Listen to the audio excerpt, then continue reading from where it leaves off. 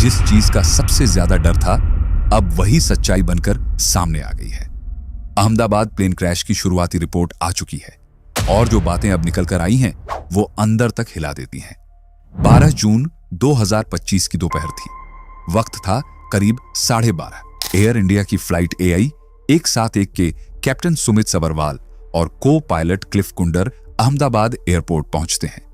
Standard procedure के मुताबिक दोनों का ब्रीथ एनालाइजर टेस्ट होता है, जिसमें चेक किया जाता है कि कहीं वो किसी अल्कोहल या ड्रग्स के असर में तो नहीं है। रिपोर्ट साफ थी, दोनों पायलट पूरी तरह फिट थे, नशे का कोई नामो निशान नहीं।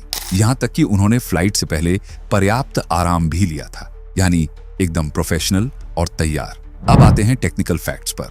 उस दिन प्लेन में कुल 54,200 किलोग्राम फ्यूल था। टोटल वजन था 2,34,000 किलोग्राम, जो कि मैक्सिमम अलाउड लिमिट 2,81,883 किलो के नीचे ही था। तो वजन भी ठीक, कोई ओवरलोडिंग नहीं थी। अब बात करें मौसम की, तो वो भी एकदम नॉर्मल था। हवा की रफ्तार, विजिबिलिटी, क्लाउड कवर, तापमान और एयर प्रेशर सब कुछ स्टेबल था, यानी कोई भी एक्सटर्नल डिस्टरबेंस नहीं था। जैसे जैसे वक्त बीतता है, पैसेंजर्स एक एक करके फ्लाइट में सवार होते हैं और ठीक 1:16:59 पर पायलट्स ATC से कांटेक्ट करते हैं और इंजन स्टार्ट करने की परमिशन मांगते हैं। ATC की तरफ से जवाब आता है क्लियर फॉर स्टार्टअप। इसके बाद 1:19:12 पर ATC पायलट से पूछता है, क्या आपको टेक ऑफ के लिए रनवे की पूरी लंबाई चाहिए? ये एक बहुत स्टैंडर्ड सवाल होता है जिससे रनवे की प्लानिंग की जाती है और जवाब आता है yes, we need full length. फिर ATC रनवे 23 की फुल लेंथ देने की मंजूरी दे देता है और यहीं से प्लेन रनवे पर धीरे धीरे रोल करता हुआ उस हिस्से की ओर बढ़ता है जहां से टेक ऑफ शुरू होना था। अब अगर आपने वो CCTV फुटेज देखा है तो आपको याद होगा कि प्लेन ने रनवे की आखिरी छोर तक जाकर टेक ऑफ किया था। कोई शॉर्टकट नहीं, कोई जल्दबाजी नहीं, ये सब पहले से प्लान किया गया था, पूरी सावधानी के साथ। लेकिन इसके बावजूद भी बस 32 सेकंड बाद सब कुछ खत्म हो गया। क्या हुआ था उस 34,000 फुट के सपने को, जो टेक ऑफ करते ही जमीन पर बिखर गया? यही जानने के लिए इन्वेस्टिगेशन टीम ने एक एक सेकंड के डेटा को खंगालना शुरू किया और अब उसी की परतें खुल रही हैं। जिस रनवे से ये प्लेन उड़ा था उसका नंबर था रनवे 22। इसकी टोटल लंबाई थी 3,500 मीटर। अब आमतौर पर बोइंग 787 जैसे बड़े और भारी एयरक्राफ्ट को टेक ऑफ के लिए पूरे रनवे की जरूरत नहीं होती। मैक्स टू मैक्स 2,500 मीटर में ये उड़ जाते हैं। लेकिन 12 जून 2025 को इस प्लेन ने पूरा 3,500 मीटर रनवे यूज किया था और ये कोई अननॉर्मल बात नहीं है। कई बार अगर मौसम गर्म हो, एयर डेंसिटी कम हो या एयरक्राफ्ट ज्यादा वजनी हो तो पायलट्स पूरे रनवे का इस्तेमाल करते हैं ताकि स्पीड और लिफ्ट दोनों को ठीक से मैनेज किया जा सके। तो हाँ, इस दिन का टेक ऑफ एकदम प्रॉपर प्रोसीजर के हिसाब से ही हुआ था।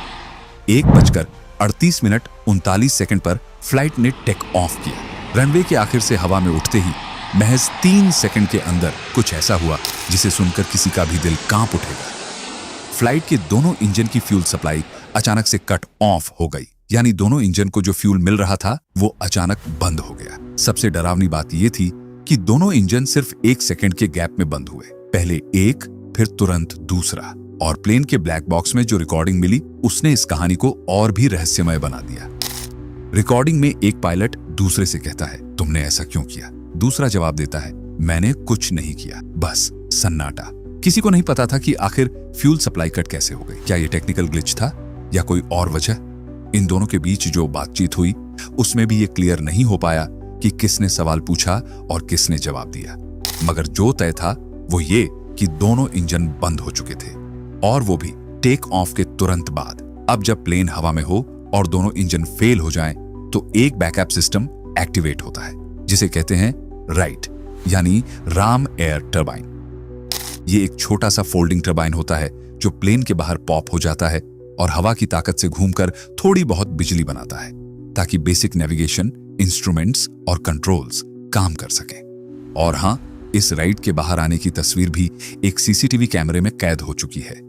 वो छोटा सा टरबाइन जो किसी उम्मीद की तरह प्लेन के नीचे से झांकता नजर आता है। अब सोचिए, जिस वक्त प्लेन हवा में था वो भी दोनों इंजन के बिना, और पायलट्स खुद हैरान थे कि फ्यूल सप्लाई कैसे बंद हो गई। तो फिर प्लेन को और ज्यादा देर हवा में टिके रहना तकरीबन नामुमकिन था।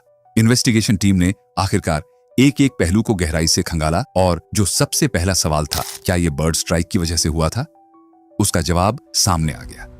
नहीं, किसी भी एंगल से, किसी भी कैमरे से, किसी भी रडार से फ्लाइट के रास्ते में बर्ड एक्टिविटी का एक भी सबूत नहीं मिला। मतलब इंजन फेल होने के पीछे पक्षियों का कोई लेना देना नहीं था। अब बारी थी फ्यूल की।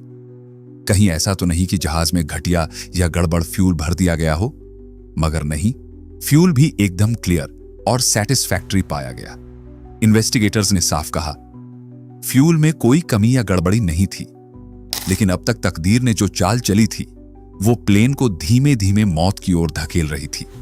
जैसे ही दोनों इंजन बंद हुए, प्लेन ने अपना एटीट्यूड यानी ऊंचाई खोना शुरू कर दिया और धीरे धीरे नीचे गिरने लगा। उस वक्त जो एक्सट्रीम प्रेशर कॉकपिट में रहा होगा, उसकी कल्पना भी डरावनी है। और फिर एकदम 1:38:52 पर पायलट्स ने अपने सारे अनुभव और ट्रेनिंग को झोंक दिया। उन्होंने पहला इंजन फिर से स्टार्ट करने की कोशिश की। फ्यूल स्विच को कट ऑफ से वापस रन पर सेट किया गया, यानी इंजन को फिर से फ्यूल देना शुरू कर दिया गया ताकि वो वापस स्टार्ट हो सके। फिर 4 सेकंड बाद वही कोशिश दूसरे इंजन के साथ की गई और उस वक्त जैसे आसमान में उम्मीद की एक झलक दिखाई दी। कॉकपिट में एपीयू यानी ऑक्सिलरी पावर यूनिट एक्टिवेट हो गया। अब एपीयू क्या होता है? ये प्लेन के पिछले हिस्से में लगा एक छोटा सा जेट इंजन होता है जो तब ऑन होता है जब दोनों मेन इंजन फेल हो जाए। जैसे ही क्राइसिस मोड ऑन हुआ, इस एपीयू ने खुद को एक्टिवेट कर लिया, उसकी डोर खुल गई और उसने तुरंत कंप्रेस्ड एयर और इलेक्ट्रिसिटी देना शुरू किया ताकि मेन इंजनों को फिर से जिंदा किया जा सके। ब्लैक बॉक्स ने इस एक्टिवेशन को कंफर्म किया है और प्लेन के मलबे से जो फिजिकल एविडेंस मिला, यानी एपीयू का डोर खुला हुआ मिला, उससे भी यह बात साफ हो गई कि सिस्टम ने आखिरी सांस तक अपनी कोशिश की। और अब एंट्री हुई फेडेक्स सिस्टम की, यानी full authority digital engine control, जो किसी भी मॉडर्न एयरक्राफ्ट का एक स्मार्ट सिस्टम होता है जो खुद से इंजन को स्टार्ट करने की कोशिश करता है जब पायलट उसे फ्यूल देना शुरू करते हैं। जैसे ही फ्यूल स्विच को रन पर किया गया, फेडेक ने ऑटोमेटिकली दोनों इंजनों को रीस्टार्ट करने की प्रक्रिया शुरू कर दी। उस वक्त शायद कॉकपिट में सिर्फ एक ही उम्मीद की किरण थी कि इंजन चालू हो जाए और ये प्लेन दोबारा उठ सके। एक्सीडेंट से कुछ सेकंड पहले 1:39 पर फ्लाइट डाटा रिकॉर्डर में अचानक एक हलचल दिखी। दोनों इंजनों का ईजीटी यानी एग्जॉस्ट गैस टेम्परेचर बढ़ने लगा। ये वही सिग्नल होता है जो बताता है कि इंजन के अंदर फिर से जान फूंकने की कोशिश हो रही है, यानी स्पार्क मिल चुका था। इंजन 1 ने उम्मीद जगाई। वो थोड़ा थोड़ा करके रिकवर करने लगा, हल्का थ्रस्ट भी देने लगा, जैसे मानो खुद को बचाने की आखिरी जद्दोजहद कर रहा हो। मगर इंजन 2 बिल्कुल खामोश। शुरुआत में उसने हल्का सा रिस्पॉन्ड किया, लेकिन फिर डेड साइलेंस। फेडेक्स सिस्टम बार बार कोशिश करता रहा, फ्यूल भेजता रहा, स्पार्क जनरेट करता रहा, लेकिन इंजन 2 ही तक नहीं। और इस दौरान प्लेन आसमान में सिर्फ 625 फीट की ऊंचाई पर था, यानी ना तो इंजनों को दोबारा स्टार्ट करने का टाइम था और ना ही पायलट्स के पास कोई दूसरा ऑप्शन। 1:39:05 पर आखिरकार पायलट्स ने अपनी आखिरी उम्मीद मेडे कॉल में डाल दी, यानी हम क्रैश होने वाले हैं। एटीसी ने कॉल को रिसीव किया, तुरंत जवाब भी दिया, एयर इंडिया 171, हम आपका मेडी कॉपी करते हैं। मगर प्लेन से कोई आवाज वापस नहीं आई, सन्नाटा। और तभी जैसे ही एटीसी वाले सामने की खिड़की से देखते हैं, दूर एक ब्लैक बॉडी फास्ट अप्रोच करती दिखाई देती है और फिर बूम, आग का एक भयानक गोला जैसे आसमान से नरक उतर आया हो। प्लेन जमीन पर गिर चुका था। इस भयंकर टक्कर ने न सिर्फ आसमान का सीना चीर दिया, बल्कि 260 जिंदगियां भी साथ ले गया। उनमें से सिर्फ एक पैसेंजर जिंदा बचा।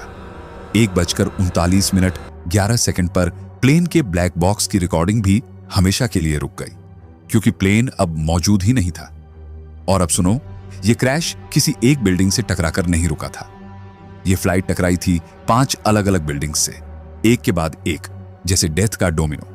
सबसे पहले जब प्लेन गिरना शुरू हुआ, वो कुछ पेड़ों से टकराया, फिर एक चिमनी से भिड़ गया। इसके बाद पहली बिल्डिंग, जहां इसका टेल सेक्शन और राइट लैंडिंग गियर टूटकर गिर पड़ा। राइट इंजन भी यहीं गिरा। दूसरी बिल्डिंग, राइट विंग का इनबोर्ड हिस्सा यहां जाकर चिपक गया। तीसरी बिल्डिंग, लेफ्ट विंग का आउटबोर्ड हिस्सा और लेफ्ट मेन लैंडिंग गियर यहीं गिरा। चौथी बिल्डिंग, लेफ्ट इंजन और विंग का बचा हिस्सा यहां जाकर क्रैश हुआ। पांचवी बिल्डिंग, यहां गिरा प्लेन का फॉरवर्ड ब्लैक बॉक्स और कॉकपिट, जिसमें कैप्टन और को पायलट